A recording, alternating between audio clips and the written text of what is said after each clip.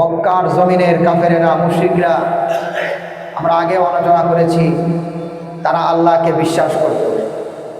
মক্কার মুশরিকরা আল্লাহকে রিজিক দাতা মানত। মক্কার মুশরিকরা আল্লাহকে হায়াত দাতা, জীবন দাতা মানত। মক্কার মুশরিকরা আল্লাহকে সৃষ্টিকর্তা, স্রষ্টা হিসাবে বিশ্বাস করত। কিন্তু তাদের সমস্যা ছিল একটি জায়গায়। সেই সমস্যার চিহ্নিত জায়গাটি হচ্ছে তারা এক আল্লাহর ইবাদত এবং দাসত্ব করত না। পার্থক্য এতটুকু, বিশ্বাসের ক্ষেত্রে অনেক দিক থেকে তারা আমাদের কাছাকাছি ছিল। আল্লাহকে রব মানত, আল্লাহকে সৃষ্টিকর্তা মানত। আমরা কোরআনুল কারীমের বিভিন্ন আয়াত থেকে বিষয়গুলোকে বিগত জুমাতে প্রমাণ করেছি। কিন্তু তারপরেও তারা মুশরিক ছিল কেন? তাদের সমস্যা ছিল কোন জায়গায়? তাদের সমস্যা ছিল আল্লাহকে ইলাহ বলে তারা স্বীকৃতি দিতে পারে নাই। আর ইলাহের মানে হচ্ছে আল্লাহ একমাত্র বিধানদাতা, আইনদাতা, তিনি একমাত্র ইবাদতের উপযুক্ত। মক্কার মুশরিকরা এই আল্লাহকে একমাত্র ইবাদতের উপযুক্ত মনে না করে আল্লাহর সঙ্গে তারা 360টা মূর্তির পূজা করেছে। 360 জন ইলাহ আল্লাহর সঙ্গে তারা শরীক করেছে। আর এই 360টা ইলাহ বর্তমান জামানায় এসে বিধর্মীদের কাছ থেকে আমরা শুনতে পাই কত? 33 কোটি দেবতা। কত? 33 কোটি দেবতা বলে না?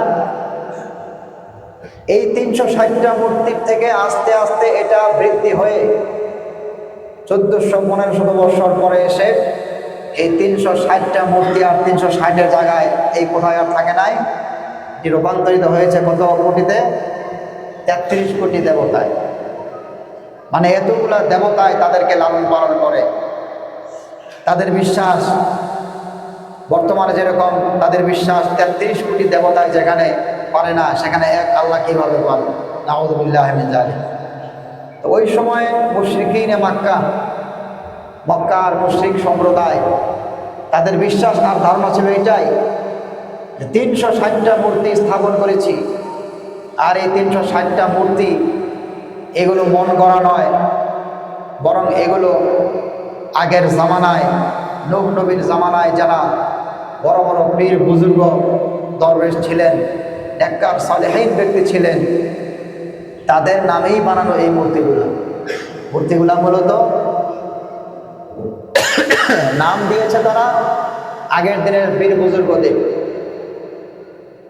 মক্কার মুশরিকরা পীর বুজুর্গদের নামে একটা মূর্তি বানালো, আর এই মূর্তির কাছে গিয়ে সিজদা করলো।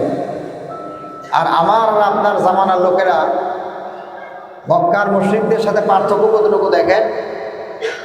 তারা পীর বুজুর্গদের নামে মূর্তি বানিয়ে তাদের পায়ে সিজদা করত, আর আমরা পীর বুজুর্গদেরকে মাটি দিয়ে তার মাজারের উপরে সিজদা করি। পার্থক্য এতটুকু, পার্থক্য এতটুকুই।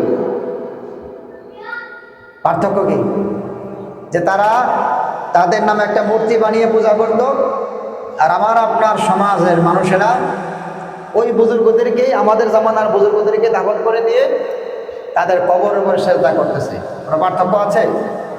একদিক থেকে কোনো পার্থক্য নাই। ওরাও বুজুর্গ ছিল, এরাও বুজুর্গ।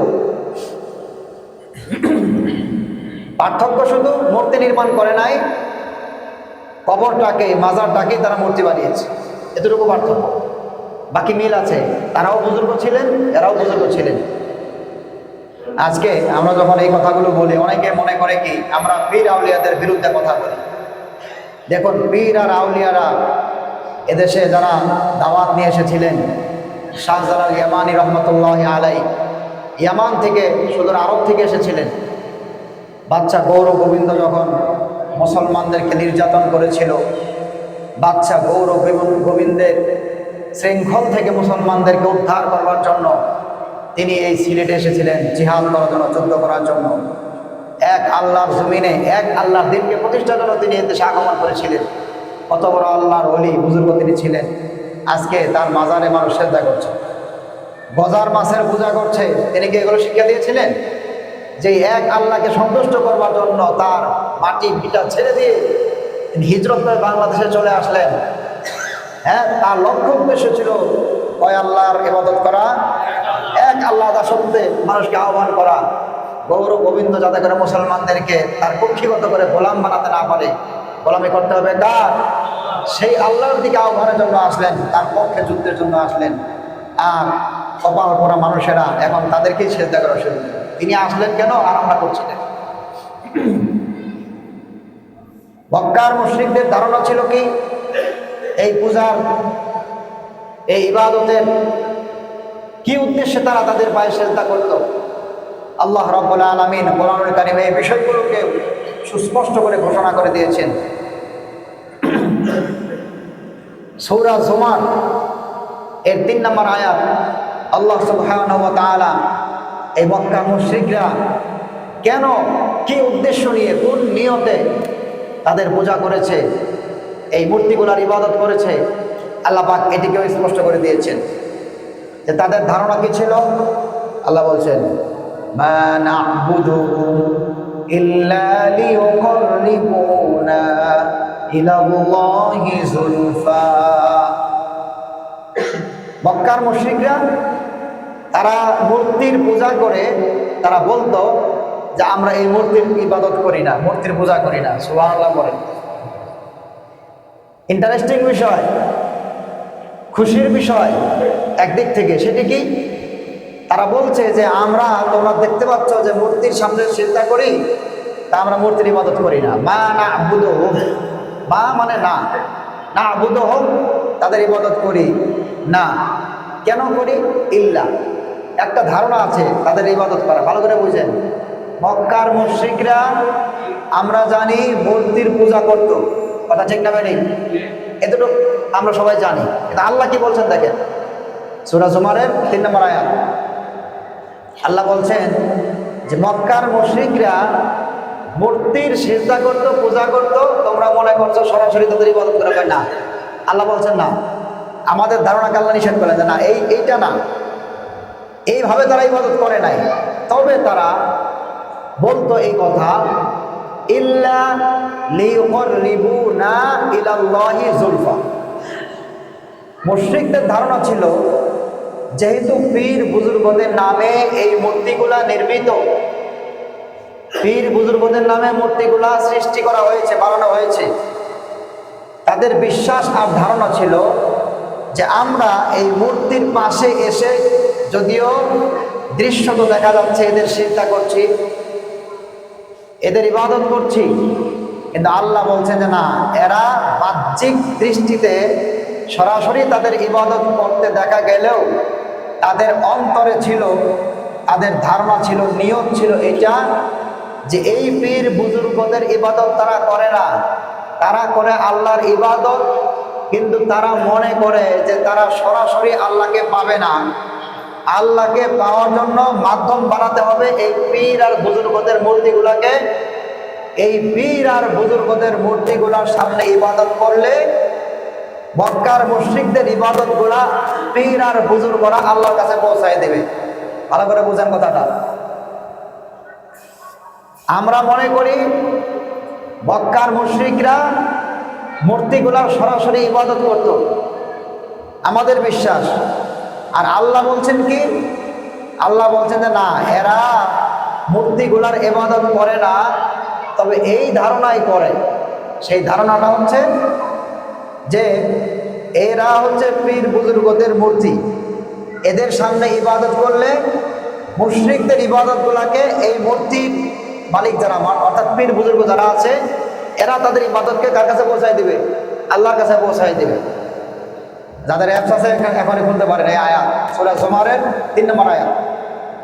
দেখেন কি তথ্য আল্লাহ পাক কোরআনে দিচ্ছেন, ভালো করে বুঝতে হবে। মক্কার মুশরিকরা সরাসরি মূর্তির ইবাদত করে নাই, তারা বলেছে আমরা এদের ইবাদত করি না, তবে আমাদের ইবাদতগুলোকে এরা আল্লাহর কাছে পৌঁছায় দেবে। তাহলে বলুন যে মুশরিকের মক্কার মুশরিকরা তারা কি আল্লাহর ইবাদত করত নাকি মূর্তির ইবাদত করত? ভালো করে বুঝবেন। আগে আমরা জানতাম যে এরা মূর্তির ইবাদত করছে, আল্লাহ বলছেন যে তারা বলে যে না, আমরা এদের ইবাদত করি না। তবে এই ধারণায় যে এই মূর্তিগুলা আমাদের ইবাদতগুলাকে পৌঁছাই দেবে কার কাছে, কথাটা বুঝেন। মক্কার মুশরিকদের ইবাদত মূর্তির জন্য না, কার জন্য? কিন্তু মাঝখানে কি আনছে? ভায়া। ভায়া বোঝেন না? যে ঢাকা টু টাঙ্গাইল, ঢাকা থেকে টাঙ্গাইল যাবে কি রাস্তা দুইটা, একটা হচ্ছে আশুলিয়ার রোড আর একটা হচ্ছে কি এই চৌরাস্তা হয়ে আরেকটা রোড, দুইটা রাস্তা না। এটা হচ্ছে ভায়া, মানে মাধ্যম, মানে যেই দিক দিয়ে যাবে এটা হচ্ছে মাধ্যম। অথবা মনে করেন যে আপনার ছেলে বিদেশ থেকে টাকা পাঠায়, টাকা তো সরাসরি ঢিল মাইনে আপনাকে দিতে পারে না, তো পোস্ট অফিসে দেওয়া যায়, পোস্ট অফিস হচ্ছে ভায়া, মাধ্যম। অথবা বিকাশ, বিভিন্ন লেনদেন ব্যাংকিং সিস্টেম যেটা আছে এটা মাধ্যম। এই মাধ্যমে টাকাটা আপনার কাছে আসে, ছেলে পাঠায়, মূলত ছেলে সরাসরি এই পিয়নকে দিয়ে দেয় না, পিয়ন হচ্ছে মাধ্যম, টাকাটা আসে আপনার কাছে। কথা কি বুঝাতে পারলাম? ভালো করে বোঝেন। আমি ইমাম সাহেব, আমার কাছে একটা হাতিয়া পাঠাইলেন, কিভাবে? একটা অনলাইনের মাধ্যমে আপনি পাঠাই দিলেন যে হুজুরকে পাগড়িটা নিয়ে দিয়ে দিন। তো আপনি মূলত ওই অনলাইনের মালিককে পাগড়ি দেন নাই, পাগড়ি দিয়েছেন আমাকে, কিন্তু সরাসরি দিতে পারেন নাই, একটা মাধ্যম, একটা ভায়া, সেটা হচ্ছে কি অনলাইন বা বিভিন্ন ব্যক্তির মাধ্যমে পাঠিয়ে দিলেন। তাহলে দেখুন, আপনার টাকা, আপনার হাদিয়া যদি আপনি তাকে না দেন, আমাকেই দেন, শুধুমাত্র ভায়া বানিয়েছেন, এই ভায়া বানানোটাকে আল্লাহ পাক শিরিক বলে সাব্যস্ত করছেন। এই ভায়াটাই হচ্ছে শিরিক। কারণ কি? কারণ আল্লাহ হচ্ছেন এমন সত্তা যার আমি আপনি ইবাদত করতে গেলে মাঝখানে আমি বান্দা এবং আমার ইবাদতের উপযুক্ত আল্লাহ, এর মাঝখানে আর কেউ থাকতে পারবে না। সুবহানাল্লাহ বলে। কত কাছে আল্লাহ, একটু বুঝুন। এগুলো হচ্ছে ইমানের গোড়া কথা, এগুলো না বুঝলে আপনি পেছ লাগাই ফেলবেন যে মক্কার মুশরিকরা কি করছে আর আমরা কি করি, কি ধারণা তাদের প্রতি। মক্কার মুশরিকরা মূর্তিগুলো নির্মাণ করেছে, তাদের বিভিন্ন পীর আর বুজুর্গদের নামে, বড় বড় কি বলে আল্লাহ ওয়ালা যারা, তাদের নামে মূর্তি নির্মাণ করেছে। মূর্তি নির্মাণ করে আমাদের ধারণা হচ্ছে তারা এগুলার ইবাদত করত। আর আল্লাহ সূরা জুমারের 3 নম্বর আয়াতে বলছেন যে মক্কার মুশরিকরা এদের পূজা ইবাদত করতো না, তারা বলতো আমাদের ইবাদত গুলাকে এরা আল্লাহর কাছে পৌঁছাইয়ে দেবে। অর্থাৎ আল্লাহ সরাসরি আমাদের ইবাদত নিতে পারেন না, আল্লাহ আমাদের ইবাদত নেওয়ার জন্য মাধ্যম বানিয়েছেন এদেরকে, এদের মাধ্যমে আমরা আল্লাহর কাছে পৌঁছাই। কথা কি বুঝাইতে পারলাম? তাহলে আসুন, এখান থেকে বোঝা যাচ্ছে যে মক্কার মুশরিকরা আল্লাহর ইবাদত করত, কিন্তু কি মাধ্যমে? ভায়া আর মাধ্যম মেনে। কি মেনে? ভায়া মাধ্যম মেনে আল্লাহর ইবাদত করত। তো আল্লাহ পাক রব্বুল আলামিন এটাকে শিরক সাব্যস্ত করছে। কারণ আল্লাহকে এখানে ছোট করা হচ্ছে। আল্লাহ আমার আপনার ইবাদত নিতে পারবেন না, এদের মাধ্যমে নিতে হবে। আল্লাহর কাছে এটা অপছন্দ। আল্লাহর কাছে এটা কি ভাই? অপছন্দ। আপনি ভালো করে বোঝেন। আমি বারবার বলছি, কোরআনুল কারীমের সূরা জুমারের 3 নম্বর আয়াত, এই আয়াতের তর্জমা ব্যাখ্যা আপনি বাড়িতে গিয়ে দেখতে পারেন, কোনো সমস্যা নাই। খুব সহজ কথা বোঝে, যাতে কোনো ভেজাল না লাগে।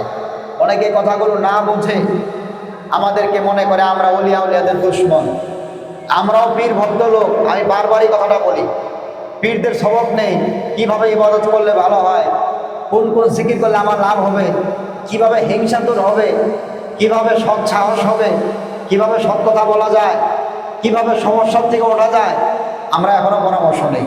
সুবহানাল্লাহ বলেন। এটা দরকার।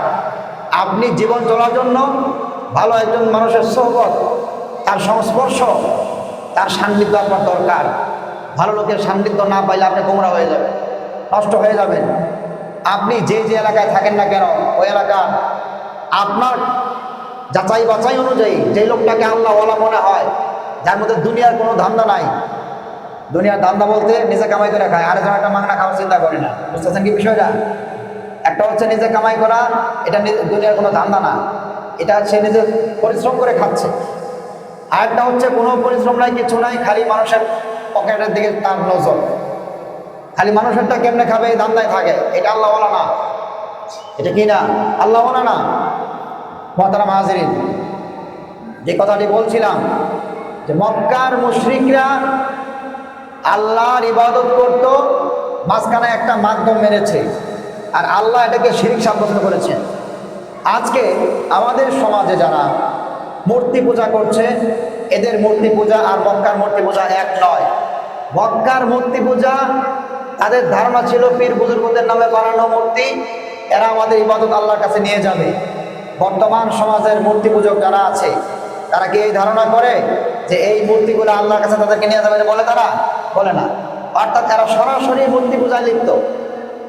আর আমাদের মধ্যে এক শ্রেণীর মূর্খ যারা আছে, যারা ইসলাম এবং শরীয়তের কোনো জ্ঞান রাখে না, রাখলেও তারা অপব্যাখ্যা দেয়, ভুল ব্যাখ্যা দেয়। তারা এই মাজার নিয়ে পড়ে আছে। মাজারকে কেন্দ্র করে যে বুজুর্গ মারা গেছেন তাদের সঙ্গে আমাদের কোনো সমস্যা নাই, তারা আল্লাহর ওলি ছিলেন নিশ্চিত, নিঃসন্দেহে হতে পারে। কিন্তু এটাকে লাল সালু দিয়ে এখানে লাইটিং মাইটিং করে তারা ব্যবসা বাণিজ্য করছে। আল্লাহ নবীর দাড়িগুলাকে বাদ দিয়ে মোজগুলাকে লম্বা লম্বা রাখছে। কি বলেন? গোসলের সাথে কোনো সম্পর্ক নাই, এদের গায়ের থেকে এমন দুর্গন্ধ আছে শয়তানেও পালায়। এরা আল্লাহর ওলি না, চিল্লা এখন ঠিক কিনা? এটা ধান্দাবাজ, এগুলো ধান্দাবাজ। এটা একটা ব্যবসা, বিনা পুঁজির ব্যবসা। আর ব্যবসা করতে কিছু পুঁজি লাগে, কাঁচামাল বেচতেও পুঁজি লাগে, কিন্তু এদের কোনো পুঁজি নাই। বাস খালি একটা চাদর কিনছে, চাদরটাও মানুষের টাকা দেয় কিনা। এই যে একটা চলছে, এদের সঙ্গে আর মক্কার মুশরিকদের সঙ্গে কোনো পার্থক্য নাই। কারণ মক্কার মুশরিকরা তারা ইবাদত করতো, এদেরকে মাধ্যম বানাইছে আল্লাহর কাছে পৌঁছার জন্য। বর্তমানে যারা মাজার গিয়ে সিজদা করছে, মাজার গিয়ে সরাসরি চাচ্ছে যে বাবা আমাকে দাও, সন্তান দাও, কল্যাণ দাও, ব্যবসায় বরকত দাও, আমার উন্নতি দাও, সরাসরি যারা মাজার গিয়ে চাচ্ছে, এরা আমি মনে করি একদিক থেকে মক্কার মুশরিকের চেয়েও নিকৃষ্ট। কারণ মক্কার মুশরিকের ধারণা ছিল এই পীর বুজুর্গরা দিতে পারে না, এদের নামে মূর্তি, এরা আল্লাহর কাছে পৌঁছাই দেবে, আল্লাহ দিবে। কারণ কোরআনের বহু আয়াত থেকে আমরা প্রমাণ করেছি, আল্লাহ বলছেন ওয়ালা ইন সাআলতাহুম মান নাযালা মিনাস সামাওয়াতি ওয়াল আরদ কুল মান ইয়ারযুকুকুম মিনাস সামাই ওয়াল আরদ। আসমান জমিন থেকে তোমাদেরকে কে রিজিক দেয়? মক্কার মুশরিকদেরকে নবী জিজ্ঞাসা করেন, তারা বলবে আমি আল্লাহ দেই। তার মানে তারা রিজিক কোনোদিন মাজারে গিয়ে চায় নাই। মক্কার মুশরিকরা কোনোদিন মূর্তিদের কাছে বলে না যে আমাদেরকে খাবার দাও, আমাদেরকে হায়াত দাও, মউত দাও। বরং তারা এদেরকে মাধ্যম মনে করেছে, যেটাকে আল্লাহ পাক সূরা জুমারের 3 নম্বর আয়াতে বলে দিয়েছে। আর বর্তমানের আমার আপনার যারা মূর্খ পীর আর মুরিদ যারা আছে, এরা যেটা করছে সরাসরি মাজারে সিজদা করছে, মাজারের কাছেই চাচ্ছে। এদেরকে আল্লাহর সামনে ভায়াও বানায় নাই। এরা হচ্ছে মক্কার মুশরিকদের চেয়ে নিকৃষ্ট, বর্তমানে জঘন্যতম মুশরিক, কোনো সন্দেহ নাই, জঘন্য মুশরিক। কারণ তাদের তো কিছুটা ভালো ছিল, হায়াত দাতা, মউত দাতা, রিজিক দাতা আল্লাহকে মানতো। আর সরাসরি মাজারে চায় যে বাবা আমার সন্তান দাও। লাভ ক্ষতির মালিক কে? সন্তান দেওয়ার মালিক কে? এই এক তাওহীদ একত্বকে আল্লাহ পাক প্রতিষ্ঠা করার জন্য যুগে যুগে সব নবীদেরকে পাঠিয়েছেন, আর সবাইকে এই দাওয়াতের বিষয়বস্তু দিয়েছেন। বলেন যে ইবাদতের মালিক একমাত্র কে? সূরা আল আম্বিয়ার 25 নম্বর আয়াত। এই সূরাতেই আরো বেশ কিছু আলোচনা আল্লাহ পাক রব্বুল আলামিন করেছেন। প্রিয় ভাইয়ের আমার, আল্লাহ পাক নবীজিকে পৃথিবীতে পাঠাবার পর তার জীবনকে আমরা দুই ভাগে বিভক্ত করে মক্কার জীবনের আলোচনা আমরা করছি। মক্কার জীবনের নবীজির সবচেয়ে বড় একটা দিক হচ্ছে, সাইড হচ্ছে, একটা অংশ হচ্ছে মানুষের মধ্যে আল্লাহ পাক রব্বুল আলামিনের দাসত্বের আলোচনা করা। মানুষকে মানুষের গোলামির থেকে বের করে, মানুষকে মানুষের দাসত্ব থেকে বের করে, মানুষকে মানুষের ইবাদত থেকে বের করে এক আল্লাহর ইবাদতের দিকে মানুষকে আহ্বান করা, দাওয়াত দেওয়া। এটা হচ্ছে কালেমা তাইয়্যিবা লা ইলাহা ইল্লাল্লাহু মুহাম্মাদুর রাসূলুল্লাহ। প্রিয় ভাইরা আমার, কথা কি বুঝতেছেন আপনারা আমার? মক্কার জীবনের সবচেয়ে গুরুত্বপূর্ণ দিক হচ্ছে তাওহীদ প্রতিষ্ঠা করা। কি প্রতিষ্ঠা করা? তাওহীদ মানে আল্লাহর একত্ব। আল্লাহ স্রষ্টা হিসাবে যেমন এক, আল্লাহ আমাদের রিজিক দাতা, হায়াত দাতা, মউত দাতা হিসাবে যেমন এক, রাষ্ট্রের সব কিছুর মালিক যেমন আল্লাহ এক, ঠিক আল্লাহর জমিনে ওই এক আল্লাহরই আনুগত্য করতে হবে, এক আল্লাহরই ইবাদত করতে হবে, এক আল্লাহরই দাসত্ব করতে হবে, এক আল্লাহই আমাদের হুকুমদাতা, তার হুকুমে আমরা চলবো। অন্য কারো হুকুম যদি আল্লাহর হুকুমের ভিতরে থাকে তাকে মানবো। আল্লাহর হুকুমের সঙ্গে যদি কারো হুকুম সাংঘর্ষিক হয়, সে যে কেউ হোক না কেন, আমরা তার হুকুম মানতে পারি না। কারণ যদি মানি তাহলে আমাদের তাওহীদ ঠিক থাকে না। কথা কি বুঝাইতে পারলাম? এতটুকু যদি বুঝে আসে তাহলে বুঝুন যে এই কথাগুলা ওই জামানায় বলা, যেই জামানায় কিছু মানুষ যারা ইবাদত করে তারাও মূর্তিকে সামনে নিয়ে তাদেরকে মাধ্যম বানাচ্ছে, তাদের গায়ে কথাগুলো লাগবে কি লাগবে না? আমার কথা বুঝেন নাই?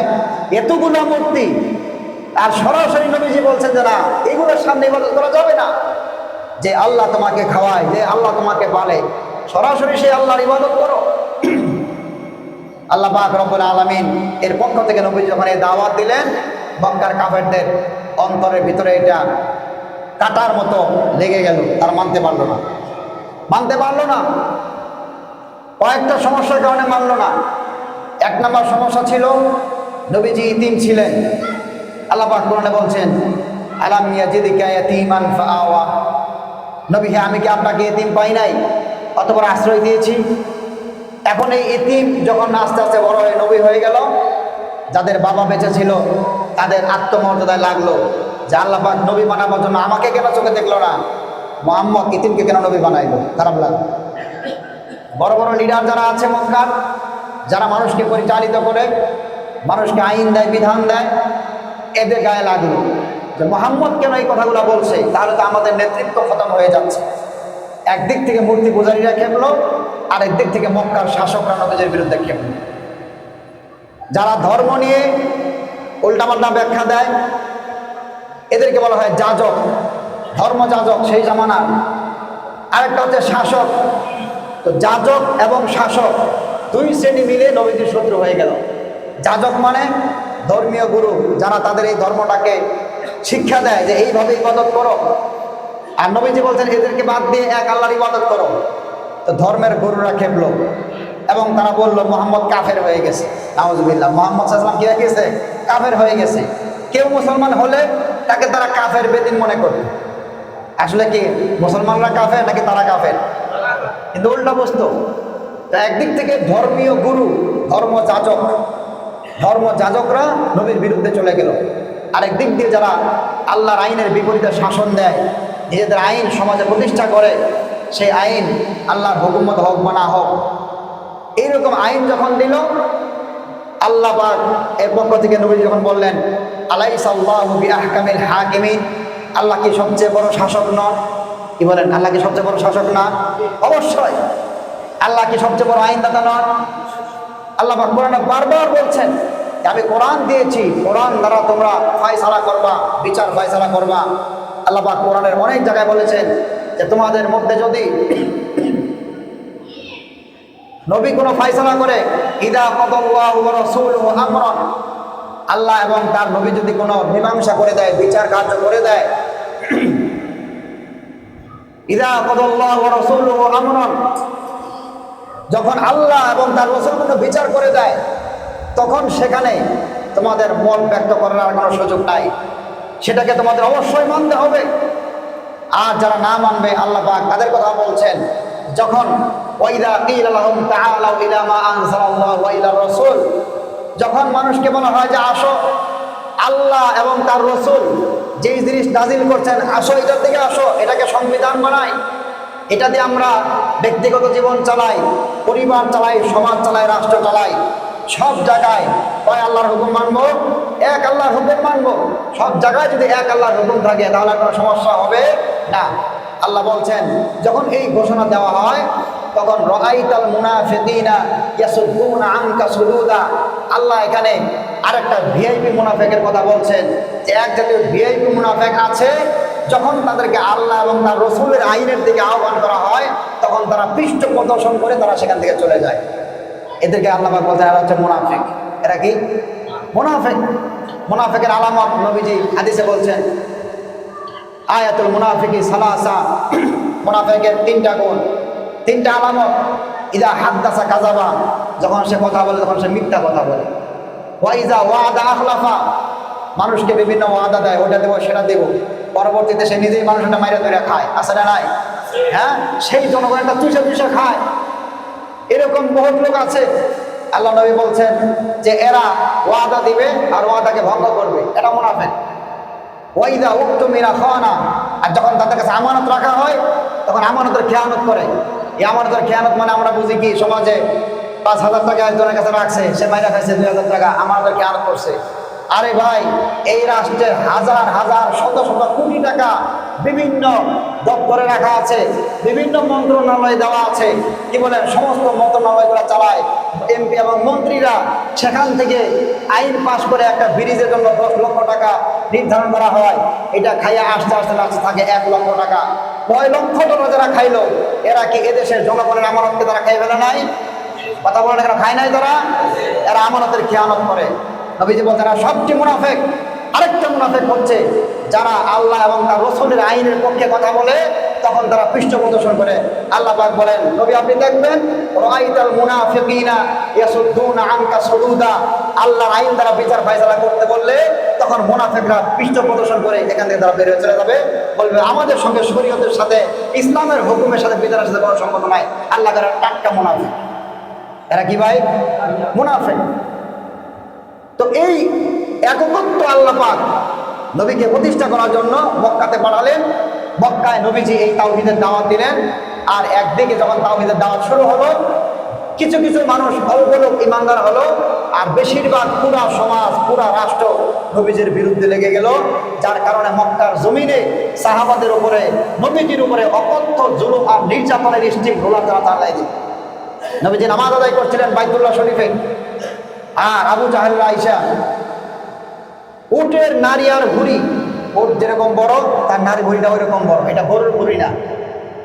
একটা গরুর ভুঁড়ি তো কুরবানির সময় দেখে আমরা কি বলে 5-7 জনের উঁচা করতে পারে না, এরকম একটা ভুঁড়ি, একটা উটের ভুঁড়ি, যে বিশ্বনবী যার গায়ের উপরে মশা আর মাছি বসা আল্লাহ পাক হারাম করে দিয়েছিলেন, যাকে আল্লাহ পাক রব্বুল আলামিন ছায়া দেওয়ার জন্য ছাতার ব্যবস্থা না, আসমান থেকে এক টুকরো মেঘ এসে আল্লাহ নবীর উপরে ছায়া দিল। আল্লাহু আকবার বলেন। এমন একজন মায়াবী নবী সেজদায় পড়ে আছেন আল্লাহর পায়ে, আর সেই মুহূর্তে এসে আবু জাহেল্লা নারী আর ভুঁড়ি নবীজির উপরে চাপাই দিয়েছে। আবু বকর সিদ্দিক রাদিয়াল্লাহু আনহু দৌড়ে এসে এখান থেকে তাকে উদ্ধার করেছে। আপনি বলেন, নবীজি কি দেখতে খারাপ ছিলেন? তিনি কি ভাষা বলতে জানতেন না? হ্যাঁ, তিনি কি কথা বলতে পারতেন না? তিনি কি হিকমতওয়ালা ছিলেন না? তার কিসের অভাব ছিল? পৃথিবীর সৃষ্টি শুরু থেকে শেষ পর্যন্ত তার মতো কোনো লোক আল্লাহ পাক আগেও বানান নাই, তার সময় ছিল না, কিয়ামত পর্যন্ত আসবে না। সবচেয়ে শ্রেষ্ঠ মানুষ মুহাম্মদ রাসূলুল্লাহ সাল্লাল্লাহু আলাইহি সাল্লাম।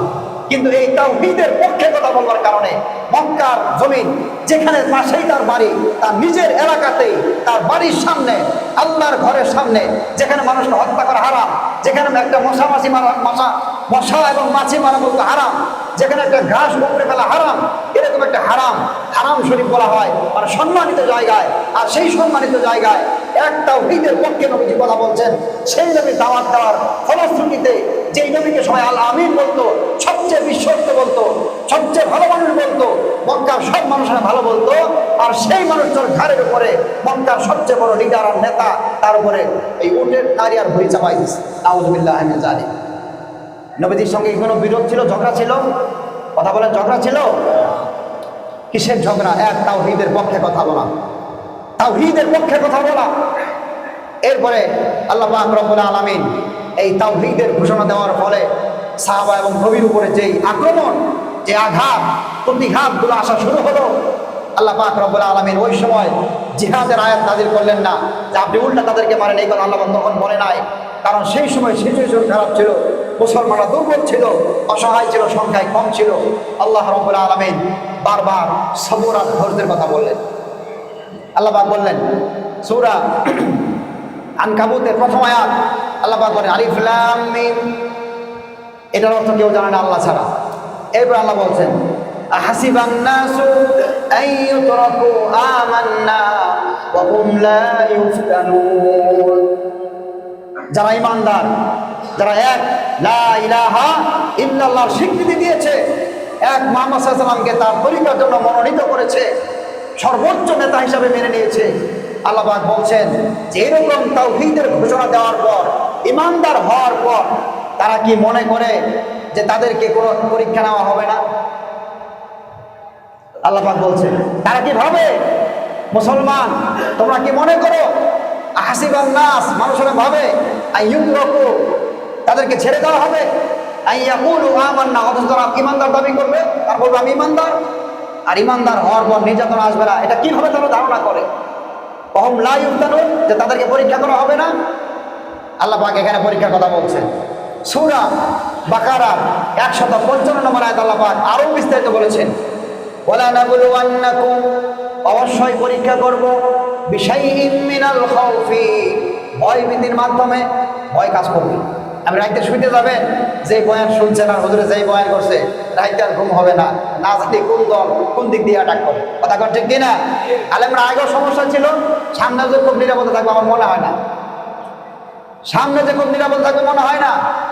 কারণ কিছু মানুষ ভুলবশত এমন কিছু বক্তব্য দেয় যে জাতির দুশ্মন বানায় দেয় আলেম ওলামা, মুন্সি আর টুপিওয়ালা দাঁড়িয়েলাদেরকে। শোনেন, এদেশের মুক্তিযুদ্ধের সময় জামাতে ইসলামী তাদের ভূমিকা কি ছিল সেটা আমি জানিও না, বলতেও পারি না। তবে হ্যাঁ, 71-এর সময় কি আমার জন্ম হয়েছে আপনাদের মনে হয়? কথা বলেন না কেন? মনে হয়? আমার জন্ম 85-তে, তার মানে কোথায় 71, কোথায় 81, তারপরে 85। এখন এই দাড়ি আর টুপিওয়ালারা মুক্তিযুদ্ধের বিরুদ্ধে ছিল, এই কথা যদি কেউ বলে, বর্তমান জেনারেশনের একটা যুবক ভাববে এই হুজুর মুখের মধ্যে দাঁড়িয়ে আছে, মাথায় টুপি আছে, মনে হয় এই হুজুরটাও 71-এর মুক্তিযোদ্ধার শত্রু ছিল। কথা বলেন ঠিক কিনা? অতএব মুখে লাগাম টানতে হবে। আপনি রাজনীতি করেন, কোনো সমস্যা নাই, কিন্তু এমন কোনো কথা বলবেন না যেই কথার মাধ্যমে এদেশে যারা তাওহীদ প্রতিষ্ঠা করতে চায়, এক আল্লাহর জমিনে আল্লাহর হুকুম প্রতিষ্ঠা করতে চায়, আল্লাহর পক্ষে কথা বলে, কোনো দলের দালালি করে না, ওই সমস্ত আলেম যাতে করে আপনার কথার কারণে জনগণের টার্গেট না হয়। কথা বলেন ঠিক কিনা? বুঝতে হবে। আমি কোনো দল করি না, আগে বলছি, কিন্তু আমাদের প্রত্যেকের কথায় সাবলীল আসতে হবে, সংযম আসতে হবে। নির্বাচনের সময় মাঠ গরম করার জন্য যা তা বলা যাবে না। আমাদের সবসময় মনে রাখতে হবে, এদেশের 88% মুসলমান। কত পার্সেন্ট? সে যে দলেই বিভক্ত হোক না কেন, যে কোনো দলে হোক না কেন, অনেকেই দলের দালালি করার পরেও যখন ইসলামের বিষয় আসে দল থেকে বের হয়ে যায়। বের হয় না এরকম? এই জন্য মোহতারাম হাজরিন, এদেশের মুসলমানদের অন্তরের মণিকোঠায় আঘাত লাগে, হুজুরদের উপরে কোনো কলঙ্কলেপন হয়, ইসলামের উপরে কোনো আঘাত আসে, এমন কোনো কথা না বলার সকলকে আমি অনুরোধ জানাচ্ছি। কথা কি বুঝাইতে পারলাম? মোহতারাম হাজরিন, আল্লাহ নবী টুপি ছিল, দাড়ি ছিল, এগুলো নিয়ে কথা বলাই যাবে না। আপনার একটা স্কুলের শিক্ষক ধর্ষণ করলো, আপনি কি বলবেন যে শিক্ষকরা ধর্ষক? কথা বলেন না কেন? এক শিক্ষককে ধর্ষণ করলে আপনি যে কথা বলতে পারেন সব শিক্ষকরা ধর্ষক? এটা যেরকম বলা যাবে না, ঠিক মুক্তিযুদ্ধের সময় কোন হুজুর কি করলো না করলো সেটার দিকে লক্ষ্য করে আপনি হুজুররা খারাপ কথাটা কখনো বলতে পারেন? মোল্লা মুন্সি খারাপ বলতে পারবেন না। এটা বলা মানে এই টুপি আর দাড়ির প্রথম মালিক জনাবে মুহাম্মদ রাসূলুল্লাহ সাল্লাল্লাহু আলাইহি সাল্লাম। আপনার ভালো লাগে না, খোঁচা খোঁচা লাগে, কষ্ট লাগে, দাড়ি রাখেন না, আপনার ঈমান যাবে না। কিন্তু যেই নবী রক্ত মাখা দিন মক্কার জমিনে তাওহীদ প্রতিষ্ঠা করে, তার সুন্নাহকে প্রতিষ্ঠিত করে, টুপি আর দাড়িকে প্রতিষ্ঠা করে গেছেন, আপনার টুপি দাড়ি খারাপ লাগলে আপনি না রাখেন, কিন্তু টুপি দাড়ির বিরুদ্ধে কথা বলবেন না। বিরুদ্ধে কথা বলা মানে হচ্ছে ঈমানকে চ্যালেঞ্জ ছুড়ে দেওয়া, আর সঙ্গে সঙ্গে আপনি মুরতাদ বেঈমান হয়ে যাবেন। মোহতারাম হাজরিন, আমার কথাকে কখনোই উল্টা বুঝবেন না। আমি এক আল্লাহর গোলামি করি, এক আল্লাহর তাওহীদ থেকে আপনাদেরকে দাওয়াত দিচ্ছি। কারণ রিজিকের মালিক কে? তাওহীদ। এটাকেই বলা হয় মক্কার জমিনের সবচেয়ে গুরুত্বপূর্ণ চ্যাপ্টার আর দিক হচ্ছে আল্লাহর জমিনে এক আল্লাহর আনুগত্য, এক আল্লাহর একত্ব প্রতিষ্ঠা করা। সৃষ্টিকর্তা যেমন এক, ঠিক আইনদাতাও কয়জন? জোরে বলেন কয়জন? সেই আইনকে প্রতিষ্ঠার জন্যই নবীদের আগমন। আল্লাহ পাক আমাদের সকলকে কথাগুলো বুঝবার, আমল করবার, নবীজি যেই দিন, রক্ত মাখা দিন, তার দাঁত ভাঙা দিন, তার কষ্টের দিন আমাদের মাঝে রেখে দিয়েছেন, সেই দিনকে নবী যেইভাবে বুঝিয়েছেন, সাহাবারা যেইভাবে বুঝেছেন, সেইভাবে বোঝার, সাহাবাদের মতো আমল করার, আর ইসলামের পক্ষে, মুসলমানদের পক্ষে, দেশের স্বার্থে, জনগণের স্বার্থে নিজের শেষ রক্তবিন্দু দিয়ে আল্লাহ তার শহীদ হওয়ার তাওফিক দান করুন। আমিন। ওয়া আখিরু দাওয়ানা আলহামদুলিল্লাহি রাব্বিল আলামিন।